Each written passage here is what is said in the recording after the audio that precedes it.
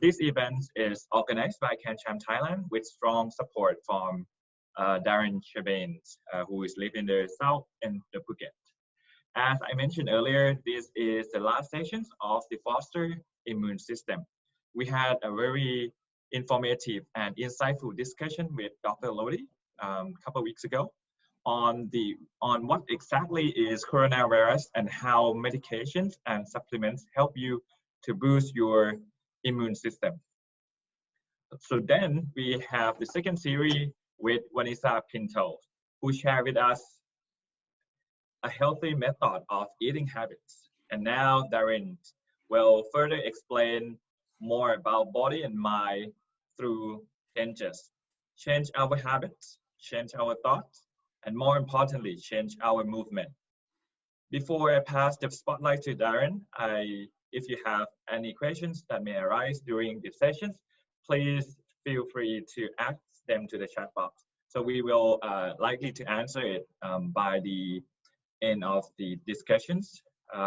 Without further ado, please welcome Darren Scherbain, speaker from Heath Education's Academic Thailand. Welcome, Darren. Great, thank you, Jen. And I just wanted to take this opportunity to express my gratitude for everybody taking time out of their busy schedule and joining us today. If everybody can do me a favor, please, I need you to stand up. All right, stand up. And what I need you to do is I need you to go get a pen and a piece of paper and a small book. Now, your book doesn't have to be a big book. You can go to your library and pick up one of the literary greats, maybe an Arthur Miller playwright. I'm quite a fan of Mr. Willie Loman. But just, you're going to need a book about this size and a piece of paper and a pen, please. So I'll just give you a minute to go get it. Think we're going to do a little scavenger hunt. All right, so think it's going to be a little scavenger hunt. I'll give you a minute to go get a piece of paper and a small book. Once upon a time, there were two acrobats who traveled from city to city, Michael and Michelle. Michael would ride the unicycle. Michelle would scurry up his head and balance on the top of it. Unfortunately, they've been doing this for a very, very long time, and the unicycle was very squeaky, made a lot of noise. Michael and Michelle came up with a very creative solution to this. They would go into each city and position themselves right around a bakery. They would let the aroma, the smells of fresh bakeries, of cakes, cookies, those chocolate chip cookies, and different pies cover up the sound of the squeaky wheel. One day, Michael said to Michelle, "Michelle, I think it would be best if you watched me and I watched you, and that way we could look out for one another. That way we can make sure that everybody is paying attention and we don't make any mistakes and have any accidents." Michelle thought about this for a minute and she said, "Michael, I've got a different perspective. I think that if we both look after ourselves, we'll be actually looking after one another." When we're looking after ourselves, we're nourishing our mind and our body. In doing so, we'll learn to treat others with more compassion and kindness. Treating others with more compassion and kindness will in turn allow us to treat ourselves with more compassion and kindness as well. This little story is showing the importance of how easy it is to lose our balance. And I want everybody to do a quick little test right now. I just want you to stand up once again. And I know Russell's probably saying that, darn rascal, he's going to make me get my 10,000 steps in. I just want everybody to stand up and I just want you to quickly balance on one leg. And let's change legs. Stand up and balance on the other leg. Because I'm really not concerned about 10,000 steps. The question we should be asking ourselves is, what does that first step look like? Especially when you're feeling unbalanced, especially when you're feeling a little bit over your head. I'm going to quickly qualify myself.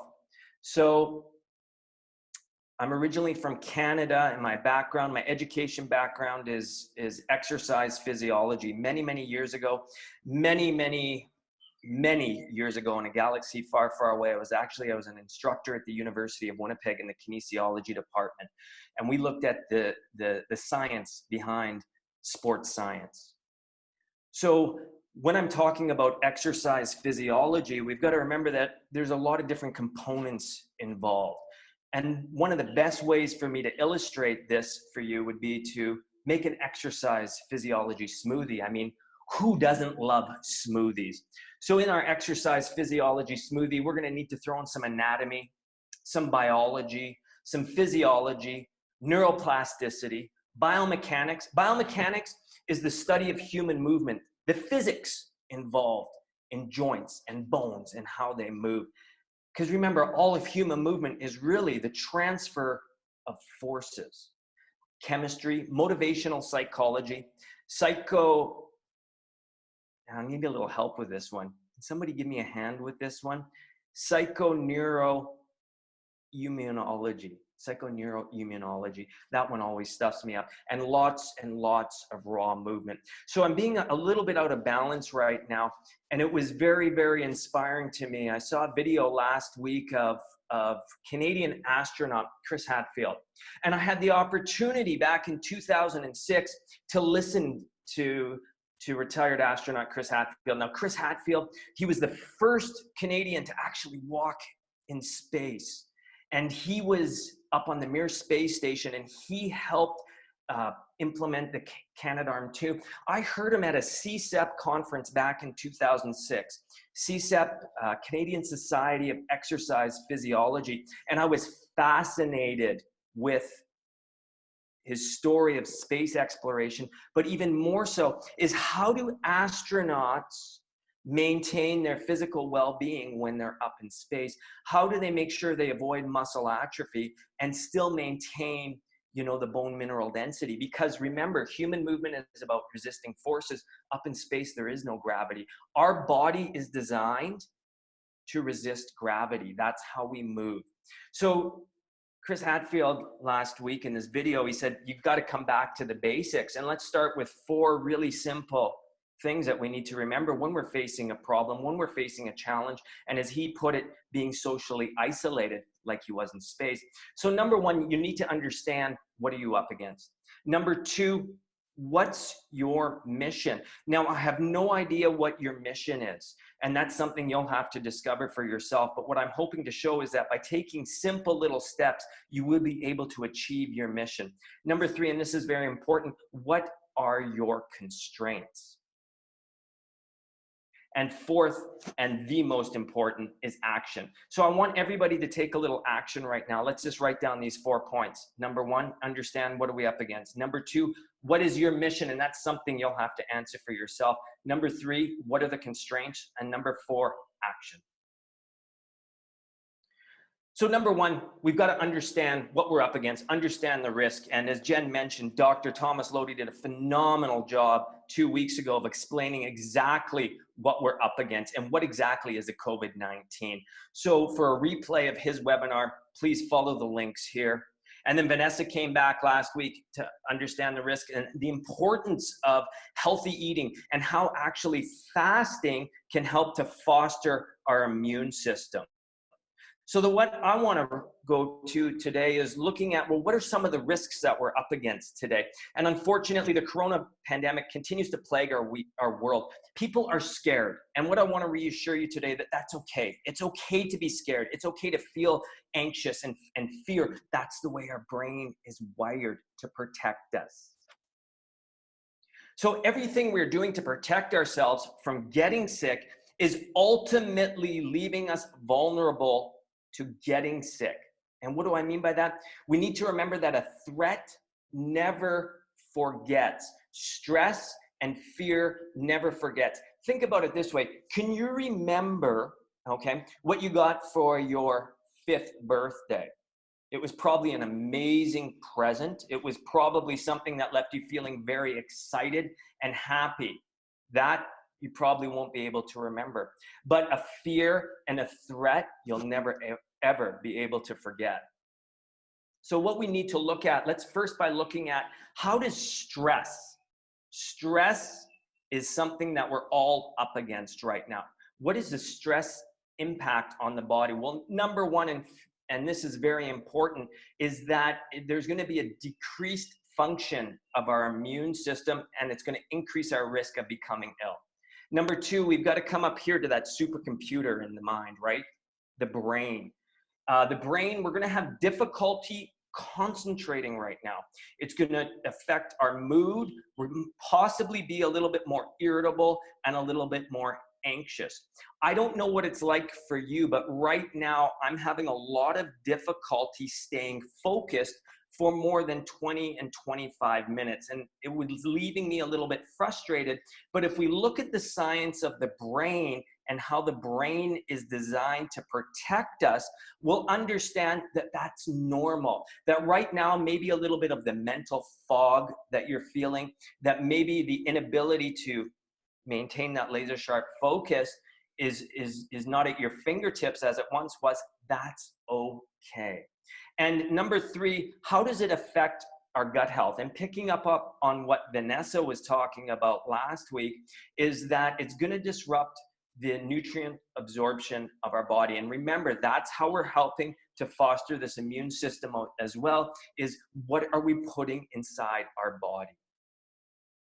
So let's quickly take a look at the brain. And there's two key regions that are always competing for control of your brain. We've got the PFC, the prefrontal cortex, and that is the rational part of the brain. And then we have the limbic system of the brain. So that is the center of the emotional processing.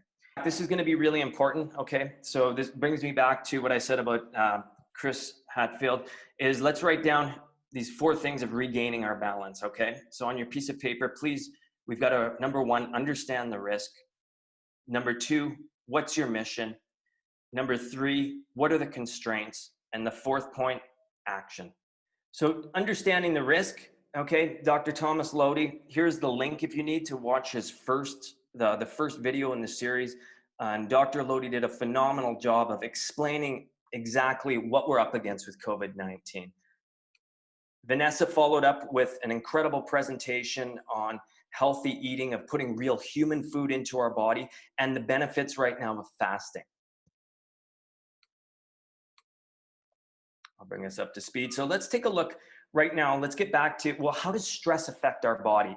And it's very important to realize that stress is going to affect our body in a number of different ways. Number 1, our immune system is going to be decreased. The function of the immune system is going to be decreased. So that's going to leave us susceptible to the possibility of becoming ill.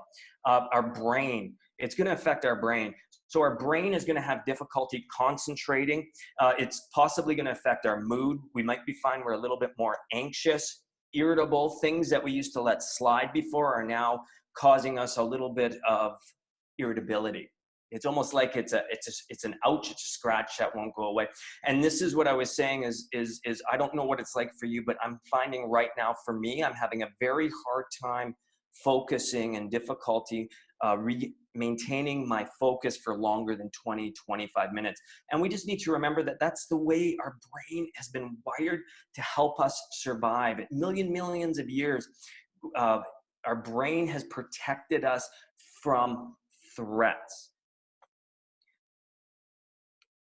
Quick little diagram, okay, of the brain, of the 2 key regions that are right now competing for control of our brain. We've got the prefrontal cortex and the limbic system of the brain. And like I said, it's almost like we're constantly wired. We're constantly turned on because it's this sense of perceiving a threat. I don't think anybody really knows what's going to happen around the next corner. And this is what we have to remember, is that, like I said, our body and our brain have been wired to protect us. So when we perceive a threat, it's the fight or flight system is going to be turned on. And to protect us, it's going to allow us to have increased alertness, increased focus. We're going to notice a difference in our respiration, faster, shallower shallower breathing. Blood flow is going to go to the big muscles in the body. Okay, it's going to take away from things. It's not going to go to our digestive tract anymore. It's going to the big moving parts of our body that are going to enable us to protect ourselves. You possibly also might notice that there's an increased constant muscle tension right now. And there is nothing wrong with this. This is how our body has been designed to protect us. But unfortunately, we need to remember that the human body is all about the transfer of force and energy, and that there is a redistribution of energy right now. That if we're constantly turned on and in this fight or flight, the energy needed is going to protect us from this immediate danger, okay, this stress, this fear, and it's not going to help with growth and repair and putting energy towards our immune system. So if your body remains on constant alert, if it's always turned on, it's going to lead to a physiological and neurological state called the allostatic load. And this is very damaging long-term to your health and to your cognitive function. So the allostatic load is the wear and tear on the body which accumulates on an individual who's exposed to repeated or chronic stress. And what we need to remember is that I'll get you to look over here, the slide isn't showing up, is that when we have the fight or flight turned on, the next domino that's going to be knocked over is we're going to have more cortisol, okay? That fight or flight hormone is going to be released, all right? The next domino to be knocked after the cortisol is going to mean more stress. And what's going to happen? That domino is going to diminish our immune system.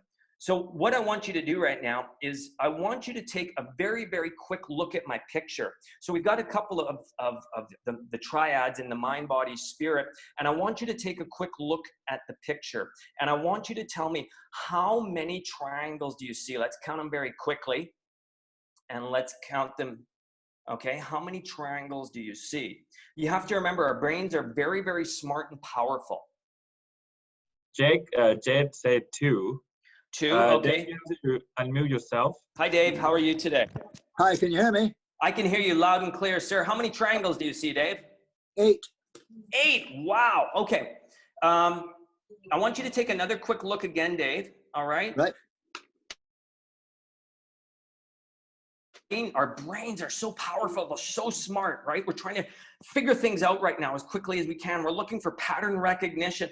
Dave, what if I told you there's no triangles there and it's just an optical illusion? Yeah, I'm pretty gullible at times. I might believe that. Well, you're not the only one, Dave. I am as well, because my brain right now is constantly turned on, and it's that's the way we're wired for survival. So what we need to do right now is to remember that, you know, that one of the most effective ways for managing and controlling stress is to actually change our physical behavior. So one of the most effective strategies for managing stress begins with altering your physical behavior. And this is what we need to remember, is that there is no physiological or biological incentive for doing nothing. To even switch off, so to speak, meditation and mindfulness is a conscious action to stop, watch, and observe. So I'd like everybody a very quick strategy we can use throughout the day to increase a little bit more relaxation, to kind of switch off. And this is progressive muscle relaxation. And this technique was taught to me back in Canada by a very prominent sports psychologist, Dr. Cal Botterill. And the amazing thing about Dr. Botterill is number one is when you listen to this guy, he would inspire you to take this immediate action. And it was like, oh, pick me, I want to walk across those hot coals. But he taught me another very important lesson in life, and that leadership is not bringing out the best in yourself. It's bringing out the best in the people you surround yourself with. So I'd like everybody to stand up right now. And let's do a little progressive muscle relaxation, AKA Hulk smash. So what I want you to do is I want you to focus on your quads, your legs, okay? And I want you to contract those muscles as tight as you can, okay? 5, 4, 3, 2, 1. Relax. Let's go up to our stomach, our abdomen. Contract your abdomen. 5, 4, 3, 2, 1. Let's move up to our chest, our arms and our shoulders. Squeeze, squeeze, squeeze. 5, 4, 3, 2, 1, and relax. Okay, standing up nice and tall again. Let's do that one more time, please. So standing up nice and tall, okay, contract those muscles in your legs. Let's start with the legs. Squeeze your butt as tight as you can. Contract. 5, 4, 3, 2, 1, and relax. Let's move up to our abdomen. Contract. 5, 4, 3, 2, 1. Relax. Let's go up to our chest, arms, shoulders, and contract. 5, 4, 3, 2, 1, and relax. So this is a very, very simple technique that you can use that's going to help to develop a little bit more systemic relaxation. The great thing about this Hulk smash drill too, is that what it allows us to do is to develop more of a kinesthetic awareness. Kinesthetic awareness, how is our body moving? How do we feel our body move? And that might help to tell us when we're starting to develop stress. Where are we holding the stress? And I'm going to make the assumption that most of us right now are holding a lot of stress up in our neck and our shoulders. So do you find that with the current social isolation and lockdown, my question to you is, how much movement are you getting throughout the day? Are you finding that your current situation is leading to a sedentary lifestyle? So I'm going to be very, very upfront with you. This wasn't going to be a presentation about, you've got to do more exercise. This is how you're going to get more exercise. No, this is all about, let's start accumulating more movement throughout the day. So it can be simple little things as getting up from your chair, going to get a book, getting up from your chair, going to get that piece of paper. Very simple movement of actually writing things down on a piece of paper, getting out of here where a lot of our problems and stress are creating, and taking action. Very, very small movements. So I want to challenge a conception right now that more exercise is not always better. Okay, more is not always better. And a routine exercise is not clearly superior to an active lifestyle. And both Dr. Lodi and Vanessa in the two presentations talked about the importance of an overall healthy, active lifestyle. So I think we need to get away from this, structured exercise, and let's look at more of a healthy lifestyle. How much movement are you getting in your day, even when you're not exercising? It's very interesting. If we look at the movement habits of somebody who classifies himself as an active person versus a sedentary person, what we'll find is we take away that 1 hour that people have been to the gym or been active, and they were going to have the same movement patterns as somebody who's sedentary.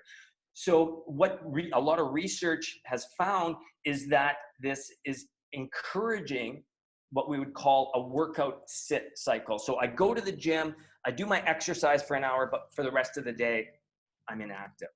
So what I want to encourage to you is I want you to think about movement. Okay, let's let go of this notion of exercise and let's accumulate movement throughout the day. Now, the CSEP guidelines, that's this Canadian Society of Exercise Physiologists, it suggests that we accumulate 150 minutes of moderate to vigorous intensity per week. Well, why is it 150 minutes? Well, what we need is we need a concrete goal to anchor ourselves to. Because if we don't have any goals, if we don't have anything that we're working towards, how are we ever going to get there? So we want to use a little bit of motivational psychology, use concrete sustainable goals. Let's set ourselves up for the 150 minutes. And what you'll find that equates to a little bit more than 20 minutes a day. People, they have found, do not want to be prescribed 20 minutes a day because it's too prescriptive. This way it offers a mix of structure and flexibility. So take home message, accumulate movement throughout the day. And as I mentioned, movement can be anything from getting up and down out of your chair. Now, if you want to take your movement to the next level, and Dr. Lodi talked about this, and Vanessa talked about this as well, let's get outside in nature. Okay, so the benefits of taking your movement outside in nature are, it's going to increase our mood, it's going to reduce our feelings of stress and anger, it's going to improve our physical health, improve our self-esteem, and most important, it's a time out to reconnect with the big picture. Now, unfortunately, the last thing I want you to do is I don't want you to sit down. Why? Because we're sitting too much, all right? I've done a lot of presentations and talks about this. Some of you might heard me mention it already, but sitting is the new smoking. And with the social isolation, a lot of us now are confined and locked down and we're at home. And we've got to be very conscious of the health risks associated with prolonged and excessive sitting. And this is really important, okay? This is really, really important because excessive sitting has been shown to be a health risk, even if recommendations for physical activity are fulfilled. All right, so once again, even if a guy like me is getting enough physical activity throughout the day, it's not enough to undo the effects of constant and chronic sitting.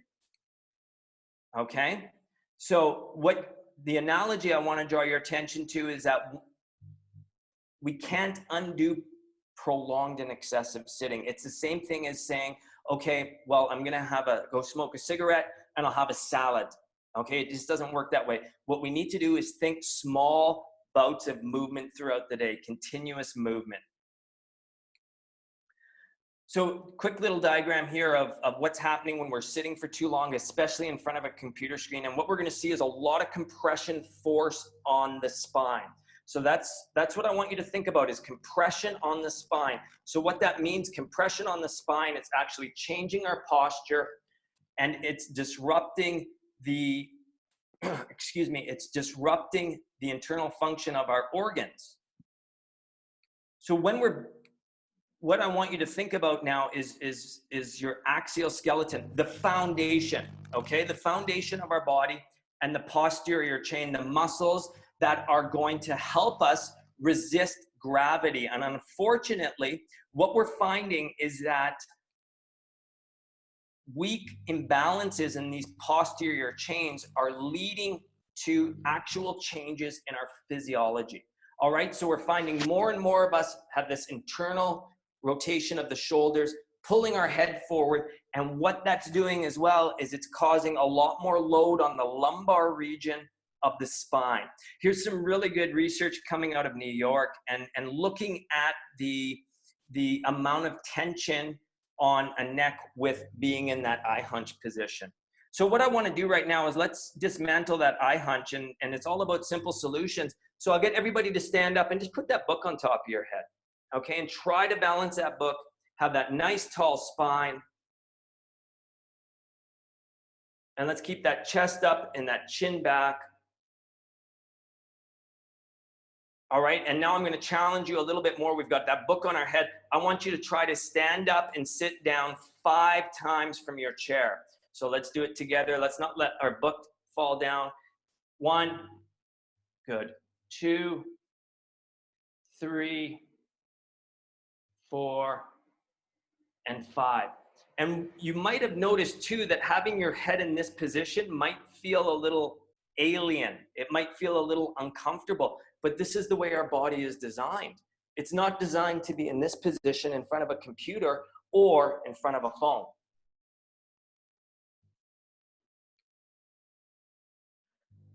So with the increased time now that we're doing in front of our screens on our phones is what we're up against is something that's going to be leading to muscle imbalances and weak posterior muscles.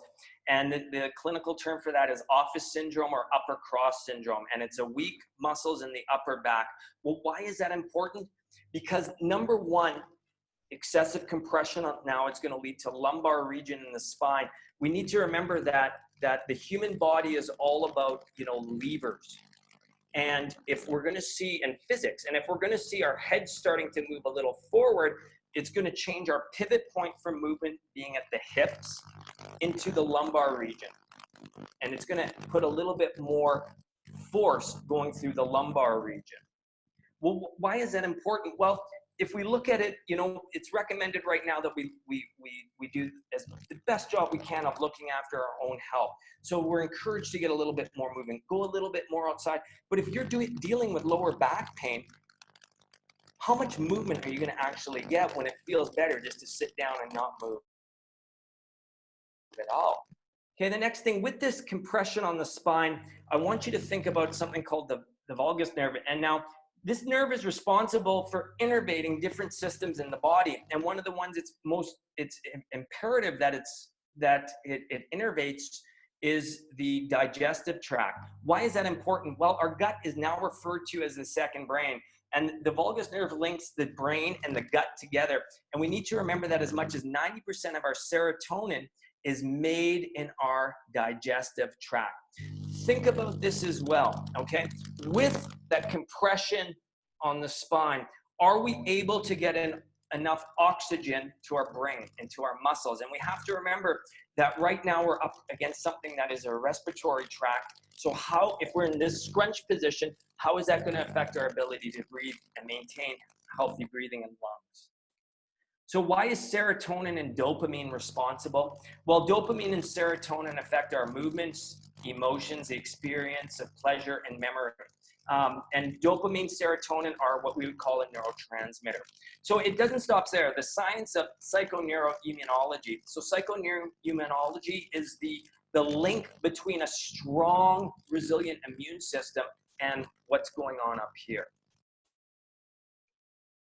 So one of the things that I like to do is remind people that a lot of what's going on up here, okay, our stress, isn't happening right now, okay? Like I said, our brain is very smart, it's very powerful, but it can also be a little lazy sometime. And if it's gonna think about a threat, or if there's a real threat, physiologically, it's gonna respond the same way. So one of the things that I like to encourage people to do is use a little couple tricks that you can stay present, stay a little grounded right now. And one of the ways that we can do that is with a tongue twister, simple as a tongue twister. So I want everybody right now to say psychoneuroimmunology with me 5 times, okay? And what that's gonna do, it's gonna force us to redirect our attention, not of what happened to the past, not of where does, you know, a lot of our worry happen, of worrying about something in future land. And the more I worry about it, the more I'm gonna control it. No, let's come back to now. Let's redirect our attention to right now. And say with me, okay, let's do 5 quick tongue twisters of psychoneuroimmunology. So here we go, psychoneuroimmunology, psychoneuroimmunology, psychoneuroimmunology, psychoneuroimmunology, and psychoneuroimmunology. All right, and what we have just done there is we've done a quick little exercise in being present and mindfulness. So it's really, really important to remember that you know, we have this very simple tool that we can do, and it's smiling, okay? And if anybody's familiar with the work of Dr. Bruce Lipton and the biology of belief, is that we can actually change the chemistry, the biology in our body by smiling, okay? By being a little bit more happier, we can change the chemistry of what's happening in us.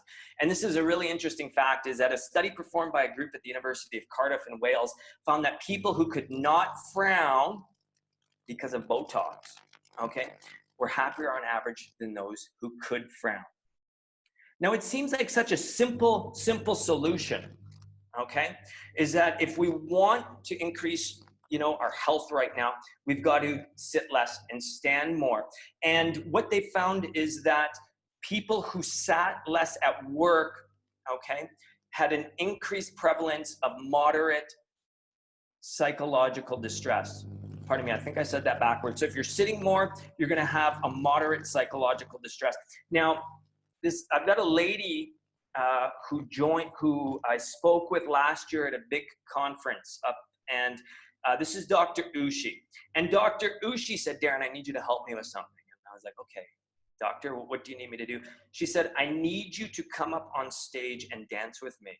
And immediately, okay, what happened? That fight or flight. So the butterflies that are happening in your stomach are a natural reaction to that sensation of being afraid. Okay, so automatically, like I said, this is the way nature designed us to protect ourselves, is blood flow went to the big working muscles. My attention and my focus is heightened, my brain is heightened. But what that means too, though, is that the blood flow is going away from my digestive tract. And, you know, I reached out yesterday, I said, Ushi, I need you to do me a favor. And she said, sure, what's that? I said, Ushi, can you please send us a message of the importance of why is happy being important? Why is movement so important? And Dr. Ushi came back and she just, so I'd like to share her message with you. Oh, what did I do here? Sorry.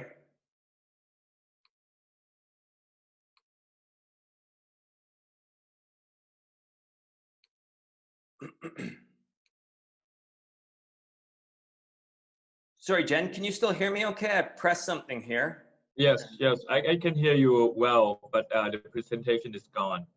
The presentation is gone? Okay, yeah. Just a minute. So it's just on the camera right now? Yes. Oh, there we go. Okay.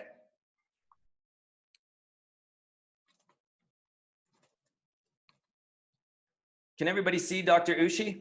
Yep, I can see her. Okay. Hi everyone, this is Dr. Ushi, and I seriously believe after my 2 years of experience with having dealt with the mind and the mind is connection, and one can understand relate one to the other. And in this context, I'd love to stress the fact that the mind is nothing without the body, and vice versa. It's very important to use the body with one mind. Even more important, use your mind.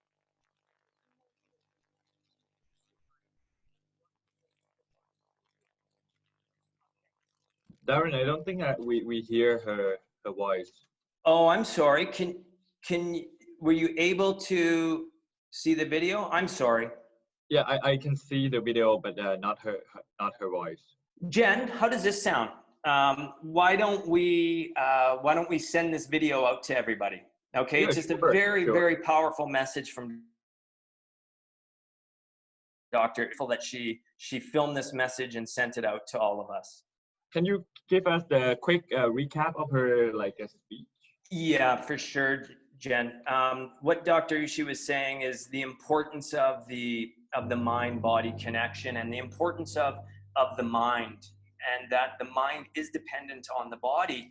And then she went on to talk about the importance of, you know, what we've got to do is focus on things that make us happy. So if that means dancing, we dance. If that means moving, we move. And what she then focused on was the importance of you know, reconnecting, you know, with nature and focusing on these very simple things that will bring us a lot of joy. And I love what she said, that won't cost us a lot of money. So very simple strategies to actually bring about well-being, health, and happiness. But we'll make sure we get that Or we will include in our event recap email to everyone. Thank you. Okay, let's go back to this. Is the presentation on, Jen? No? Not yet.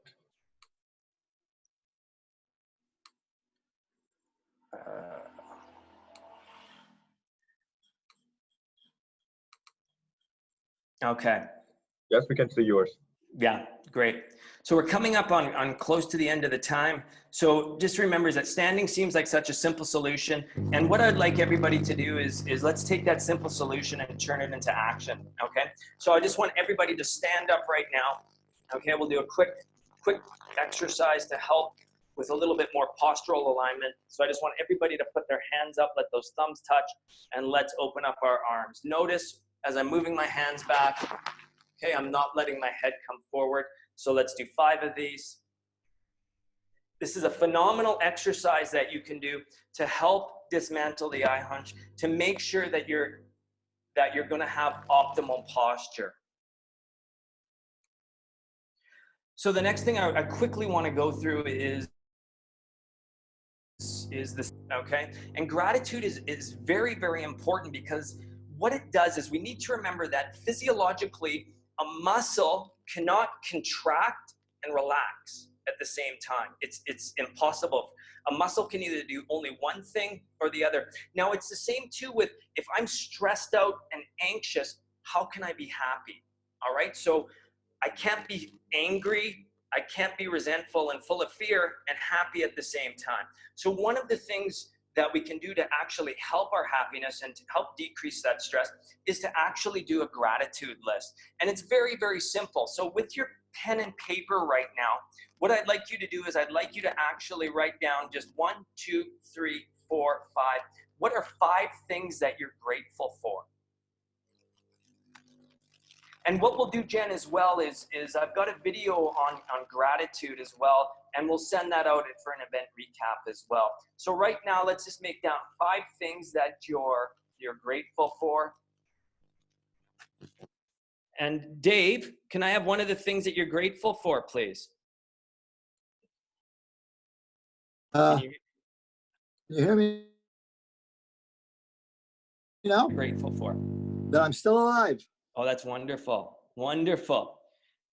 Jen, I can't get the participants list. Can you ask maybe 2 other people, please, what they're grateful for?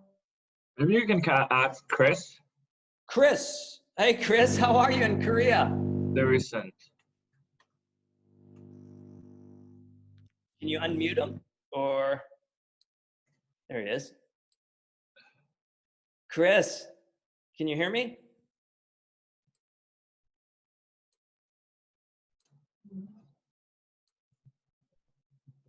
Not Jen, sure. can you unmute him? Yeah, I try. Oh, wait. Yeah, he was on mute. Yes, Chris. Chris, can you hear us? Oh, maybe not. Let's go to Maybe we can else. ask Rose. Rose. Hello, Rose. Hi, Rose.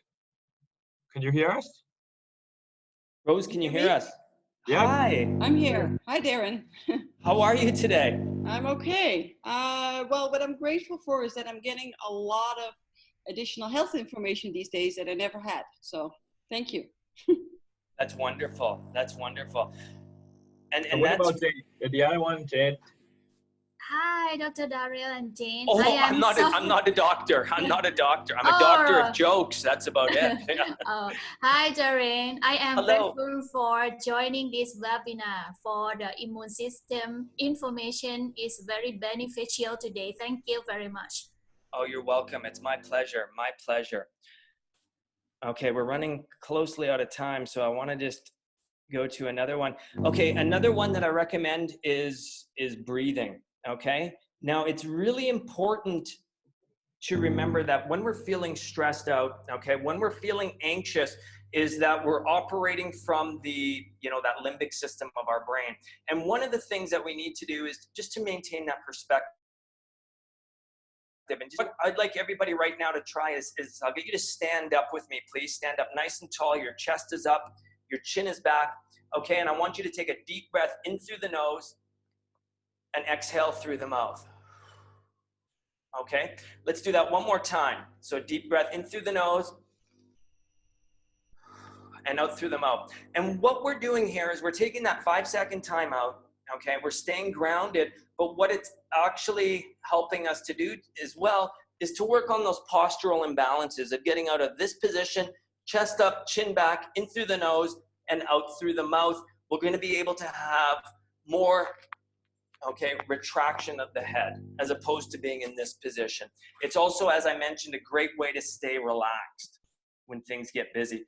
Now, I know a lot of times, things feel very overwhelming right now, and it seems like there's no real end of when this is going to come to an end, if it will come to an end. And I think it's very important to remember you know, a perspective of, we don't have to look at accomplishing all these things all at once, okay? And let's break it down into very, very small, manageable chunks. And the question that I ask a lot of people is, how do you fill up a bucket of water? And the answer to that is you fill it up one drop at a time.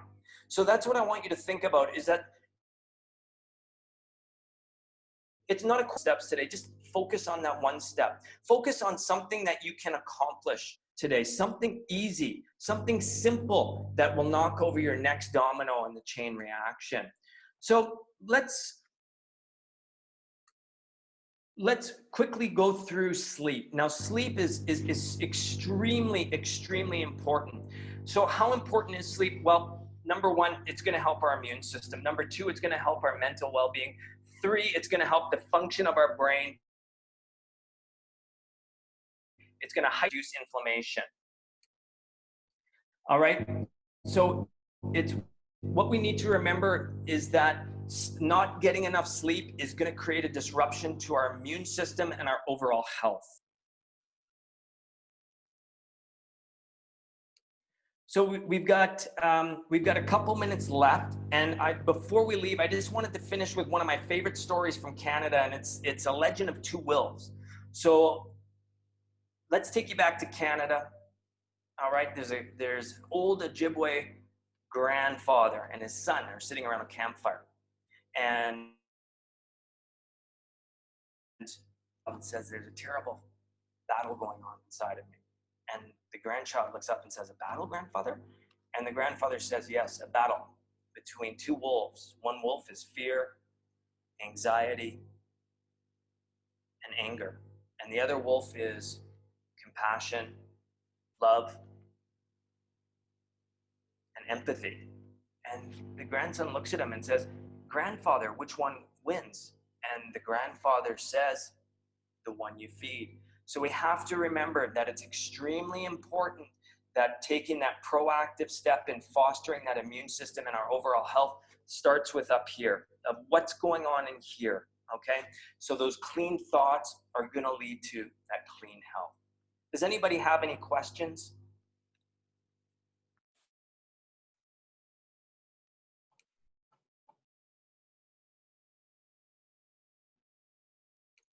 If anyone has a questions, you can raise your hand so we can unmute your microphone. Thank you, Jen.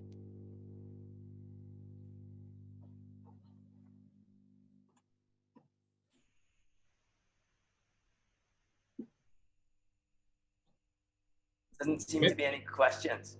Maybe I can ask you a question, because you talk about like a hunching posture, right?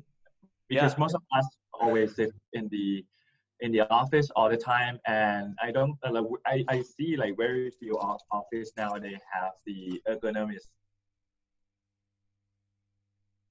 table and rise up, and an employee can stand and work, right? But very few. But what is the best practice to remind ourselves to sit straight? So like people come back to hunching position all the time. What is the best practice for that?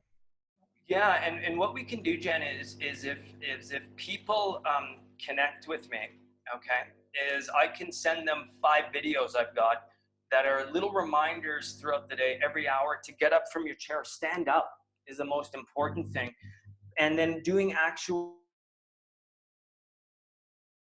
thoracic area, because unfortunately now one of the constraints that all of us are up against is we're locked down, okay, we're stuck, and it's going to encourage a lot more sitting, and unfortunately what sitting does is not only is it creates these imbalances in our foundation and that axial skeleton, but what it does is it's going to create, okay, it's going to disrupt our mental health as well, and we're not going to be able to get those neurotransmitters happening. So if what we can do, Jen, is I can if people connect with me, we can give them the information and we can send out these videos just to help them get a little bit more postural synergy in their day-to-day to dismantle. By the way, can you bring up your last presentations? Because the last page is your contact details, right? Yeah, and pardon me.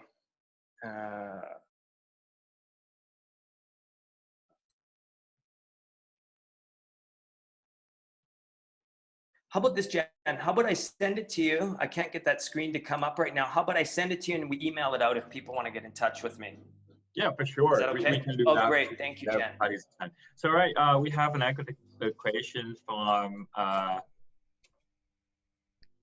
Jonathan. So he asks like how we keep up with our action plan. I think it's a great question. So everyone has an action plan, but like how? Yeah, and that's a really good. That's, you know, it's as we mentioned, one of the things that we need to do is we need to remember to write these things down on paper. And it's all well and good that we you know, we have these great goals, but Jonathan, I think one of the questions that you need to ask yourself are, what are the constraints? What are the things that are holding me back from taking action? So it's realizing that maybe, you know, Jen, you used a great example of how can I get more movement into my day? Okay, so how can I do it? Well, here's your action plan, Jen. To remind yourself to stand up. Okay, and let's take that action plan a little bit further. Is what about if you set your alarm for every 45 minutes to go off, that you stand up and you do a quick little, you know, thoracic mobility drill? What happens if you put your phone on the other side of your desk? So it forces you, when the alarm goes off, to get up and come around to do it. Yeah. The action is the toughest part. And I think, you know, as we mentioned, I think one of the things that we get into is we focus too much on, you know, getting that whole bucket of water full. And what we need to focus on is just one little drip, one little action you can take right now. Yeah, like getting from the small step, right? And the small steps. You know, one thing I didn't mention, okay, and this is something that Dr. Lodi hit upon when he was talking in his presentation too, and also about sleep. And he suggested that possibly what we perform before we go to sleep every night is a mental enema. Ooh, and I hear that word enema, and all of a sudden I'm thinking it's messy, it's dirty, and uncomfortable. But what it does is it actually forces us to take that consistent action. Get out of here, put pen to paper. And after he explained that to me, it was just like bang on.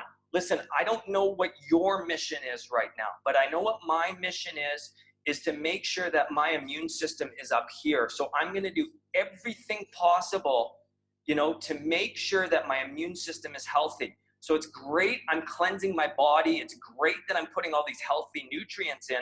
But as Dr. Lodi asked me, he said, Darren, what's the crap that's going on up here? So we've done a video, we've come up with a really easy worksheet, and we call it the mental enema.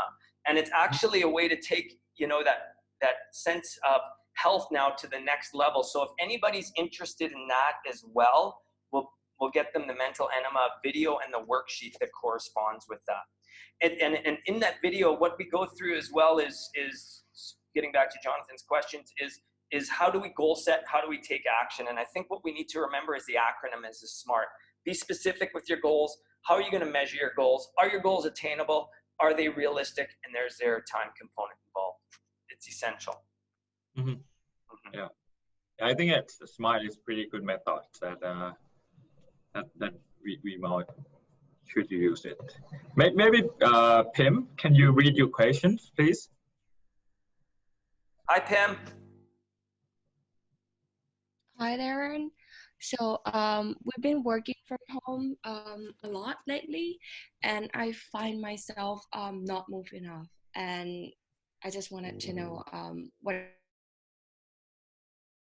is like the minimum move my body throughout the day. Yeah, and let's get back to what I suggested towards Jen. Okay, every 45 minutes. Okay. Now, one of the things that I do with everybody that I work with is I challenge them. I set little goals because I know we love these little goals to attain. So, Pim, what I want you to think about is it is 11 o'clock right now. Okay. For the rest of the day, I want you to accumulate 50 get up and downs from your chair. Now, if you're a guy like me, okay, automatically you think, oh, you know what? No problem. I'm going to do my 50 right now. That's not the point. The point is to accumulate movement all throughout the day. So what I want you to think about, Pim, is I want you to set your alarm on your phone for every 45 minutes. And all you're going to do is get up and down 5 times. Okay? So you're going to do that for the next 8. You can get up and down from your chair 5 times, can't you? Yeah, sure. Pretty simple, isn't it? Yeah. Yeah, very simple. But what we're doing is we need to remember that over time, we need to create new habits. And these new habits are not about, I've got to get all this movement in at once. No, it's accumulate small movements throughout the day. Let's pick up on something Dr. Ushi talked about too, the importance of dance. Pim, do you like music? Oh yeah, I do. Really? What kind of music do you Yeah. like? All kinds actually. I tend to move a lot when I have music playing when I work, but like not the whole body. So what about this, Pim? I want you to pick a song today, okay? Your favorite song, all right? And at 1:30, and I'm at 1:30, you must send me a video of you dancing with your whole body to your favorite song. Okay? Sure. All right? Is that a deal? Yeah, sure. Okay, very simple. Okay, and what that's going to do, it's going to get our body moving, but it's also too, it's like we've talked about the importance of movement and how it affects the chemicals in our brain. The dopamine, the serotonin, the oxytocin is going to get released. The endorphins are going to get released. It's going to make us feel better. It's going to make us feel energized. So it's your mission for today, Pim.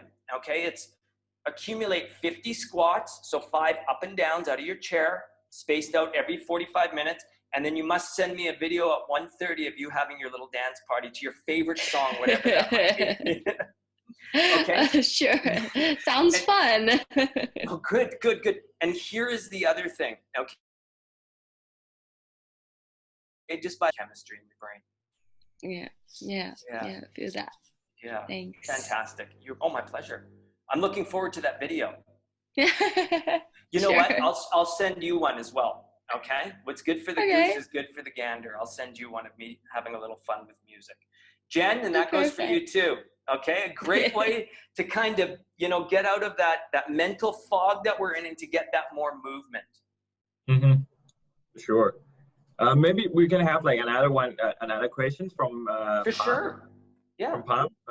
Can you read your question, please? Yeah, well, it's not really related to the moving, but I've heard that humans' body need like at least 8 hours of sleep. We all heard that, but I was wondering if doesn't matter what time we're going to bed, or we just need the full 8 hours in like any time. Well, it does, and this is I believe Vanessa kind of hit on this last week. It was either Vanessa or Dr. Lodi. We got to remember the circadian rhythms in our body, right? And I know Dr. Lodi is a huge proponent of this. Is we've got to start setting our sleep cycles to the cycle of the sun. Mm-hmm. So and when it's setting, after setting, that's when we start to wind things down, slow down. One of the things that we need to remember is before we go to sleep is kind of what is your action plan for getting a good night's sleep? What do you do to get a good night's sleep, Rose? Pardon me. Yeah. I can sleep very well with no problem. Oh, you're lucky. Yeah. You're lucky. But also my one of my good friend, he's have this problem of cannot sleep. It's like very difficult for him to go to bed to sleep. Mm-hmm. So I don't know if you have any suggestion about that, or because like he tried to listen to like all like those like one of the things too. Vanessa's got a lot of great tips for creating optimal sleep hygiene. So why don't I put a summary together for optimal sleep hygiene and we get it out to you as well? Yeah, that would be great. Okay, just a little checklist. Sometimes it's simple little things too of making sure that, as Dr. Lodi talked about, making sure we completely switch off from our phone.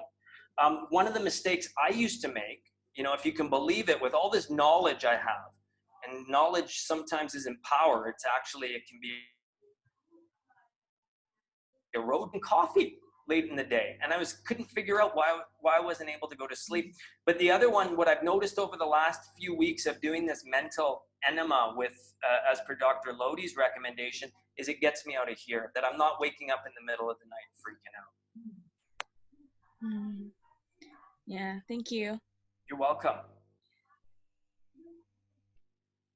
Thank you, Darren. Do we have any other questions? We can have one more questions before we recap.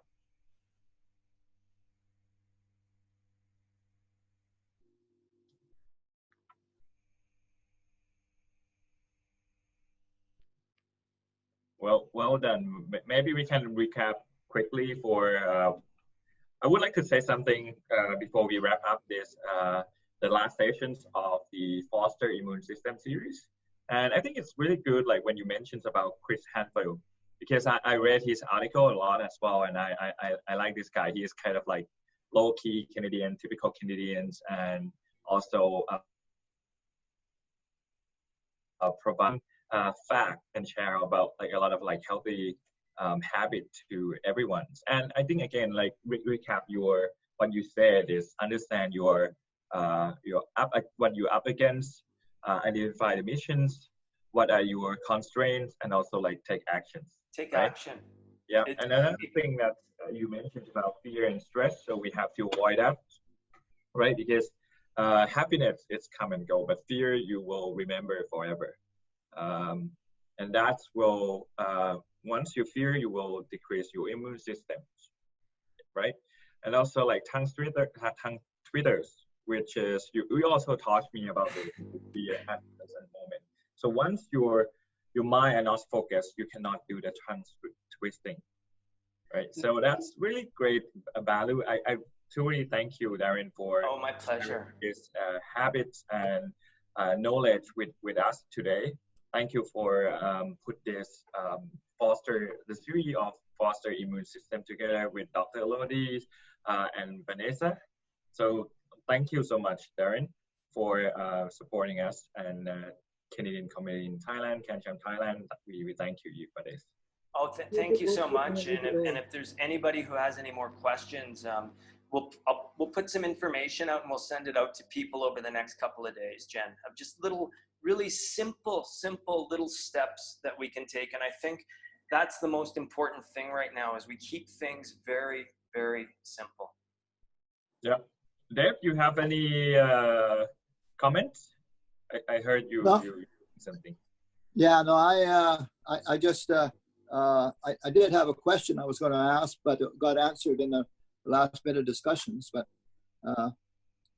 and I don't have any contact information, but I guess I'll get that from you, huh? So Dave, yeah. I will, yeah, I'll put out my email. My email right now is Darren Scherbain. I'll let you write it down.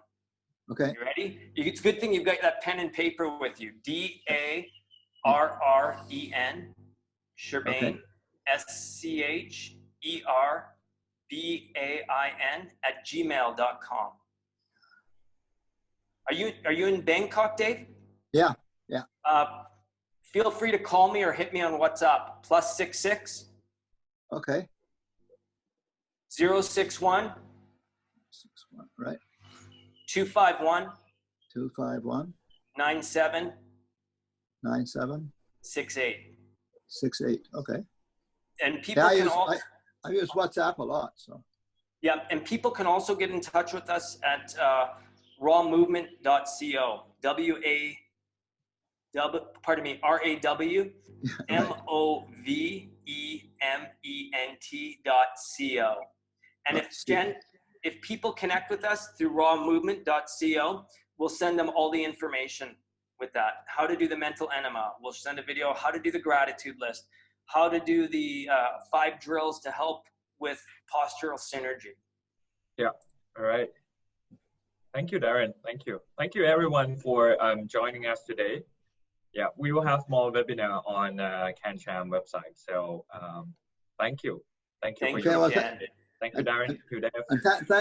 Thank you, Darren and Jen for putting this together. This has been a great series. Excuse me. Thank you, Dave. Have a healthy and happy day. Yeah. Okay. And many more of them, hopefully. Yes.